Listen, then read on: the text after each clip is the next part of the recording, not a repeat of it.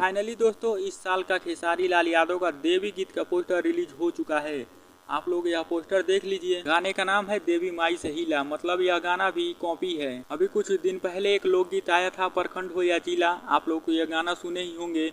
उसी के आधार पर इस गाने को भी बनाया गया है। खेसारी लाल यादव के साथ में फीमेल सिंगर खुशी कक्कर हैं और परफॉर्मेंस करेंगी डिम्पल सिंह। इस देवी गीत में खेसारी लाल यादव के साथ में डिम्पल सिंह आप लोग को नजर आने वाली है और यह गाना ग्लोबल म्यूजिक जंक्शन पर रिलीज किया जाएगा। गाने का पोस्टर आ चुका है। गाना कभी भी ग्लोबल म्यूजिक जंक्शन पर रिलीज हो सकता है, तो आप लोग तैयार रहिए और इस साल का पहला देवी गीत को बिगेस्ट सॉन्ग बना दीजिए। तो आप लोगों का काफी इंतजार था कि खेसारी लाल यादव का देवी गीत कब रिलीज होगा, तो आप लोगों का इंतजार खत्म हो चुका है। अब देवी गीत रिलीज होने वाला है। पोस्टर आप लोगों के सामने आ ही गया है, आप लोग पोस्टर देख लिए। तो आप लोग कमेंट बॉक्स में जरूर बताएं यह पोस्टर आप लोगों को कैसा लगा और कितना लोग इंतजार कर रहे थे।